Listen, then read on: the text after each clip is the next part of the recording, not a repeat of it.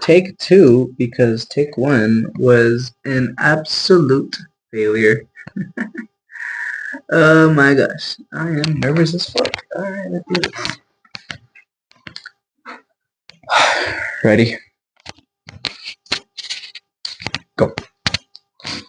What's up, everybody? It's me, Cozy B, and I am back with a video for you today. How are y'all doing? You guys can answer that. This is a pre-recorded video. Alrighty. Oh man. I've taken this I've recorded 3 or 4 times and I just can't seem to not be nervous every time. You just mean that that's special to me. Anyways, I have a subject video for you today. And it is called, Should You Have Good Work Ethic? If so, why? This is a discussion video, and basically giving my opinions on if you should have good work ethic. Maybe if you should, what are the advantages? What are the disadvantages? And I am going to be talking about that today. So, without further ado, strap in, folks. I have a notebook because I can't remember shit. Also, I need to keep this as far away as I can. Not that far. Alrighty. First topic or bullet point is, what's the point of going above and beyond? Should you, and why? Alright. So, there is in... Oh, we're going on a rough start. Should you? Why should you? I don't even think you should. I don't know. Maybe you should. I don't know. This is making me real nervous. All right. I think you should. No. Why? Hold on. Give me a second. Let me tell you why. All right. Working above and beyond should, when you apply it at your job, you apply it outside of your job. If you really care about something, you're gonna care about it not only in that one thing that you do, but in multiple things that you do. You know what I mean? So, like, if I care about, I don't know, getting top rank at Overwatch, I should care just as much as being the best I can do in my job. Why? Why, you may ask? Because it pushes you forward. Think of it as an RPG. You put a point one, but you put a point down. You pretty much want all the points. This is not a great explanation. I don't really know how to explain it to you guys. I just feel like nowadays people just don't care about their job, and then they get mad when the job doesn't go well. So if one person doesn't give their 100%, the other person doesn't give 100%. So now the place that you work at is not giving its 100%, and you're gonna be complaining that, oh, why isn't it flowing as it should be? Well, that's because you're not giving it 100%, my guy. Like, I don't know how to tell you that you need to be great at your job, because you should. Like, above and beyond isn't should be like a standard. I don't know why people think, no, don't do what more than... Okay, I get it. Okay, when people say don't do more than you should, I understand that point. I just disagree with it. Why? Because that's another bullet point. Because I don't know. I actually don't have anything here. Okay, when people say don't do what more than you should, it incentivizes, it makes you do less. Okay, and people nowadays think that they should do the bare minimum. Why should you do the bare minimum? Why? I'm not trying to be virtuous and be like I'm better than everybody, but I don't know. I feel like doing something, even if you don't like it, but like giving it your all, will subconsciously make you happy. And it's difficult when you don't like your job. Okay, I get it. I understand you don't like it, but I'm not gonna lie to you. Sometimes you just gotta suck it up and like force yourself to like it. You know, sometimes it's just as difficult as it is. So force yourself to like to work because you're there 8 hours a day, 6 hours a day. You're there for half of the day.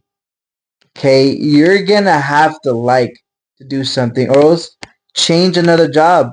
Like I don't know what to tell you, brother, but if I'm somewhere for 8 hours a day, I'm gonna try to learn how to like my job, right? And that takes me to the next point. Uh, when you're giving your 100%, don't be careful not to be taken advantage of, because when they see you fully committing to something, and somebody asks you, "Oh, I see you're fully committing to this. Can you fully commit yourself to that?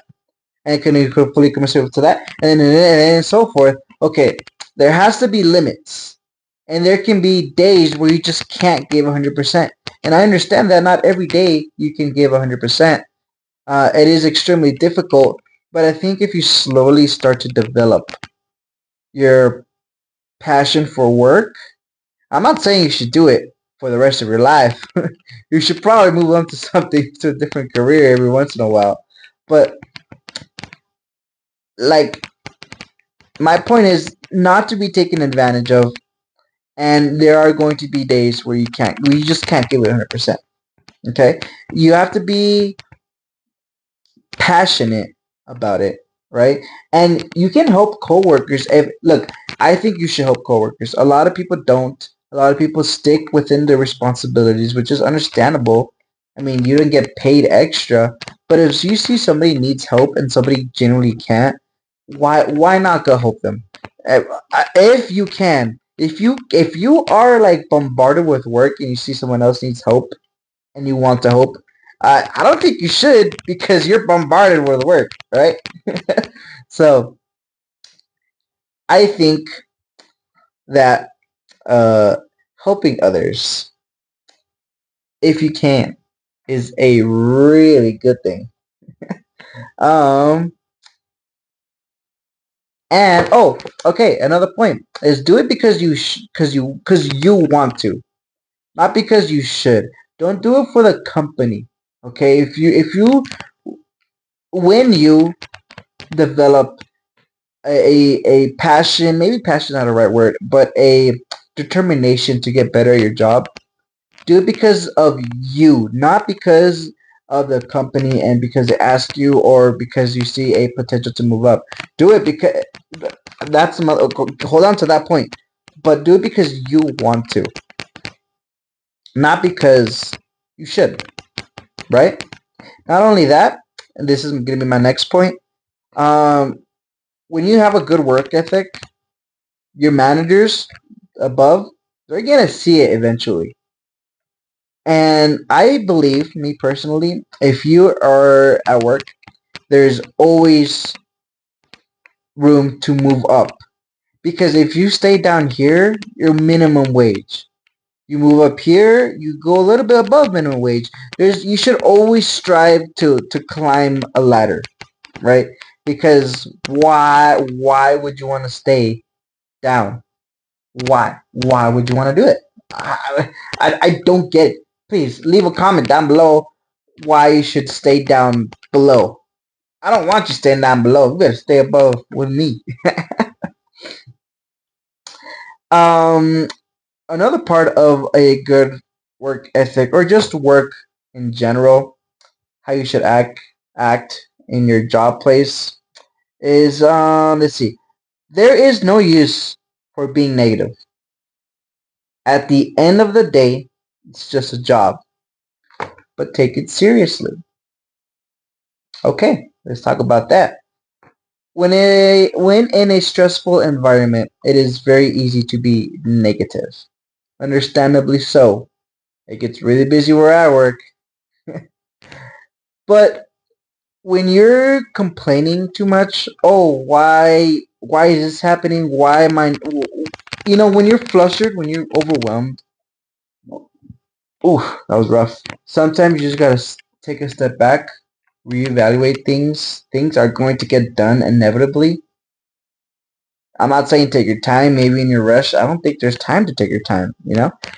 But I'm it's not hard to stay in a positive mindset. It really is not.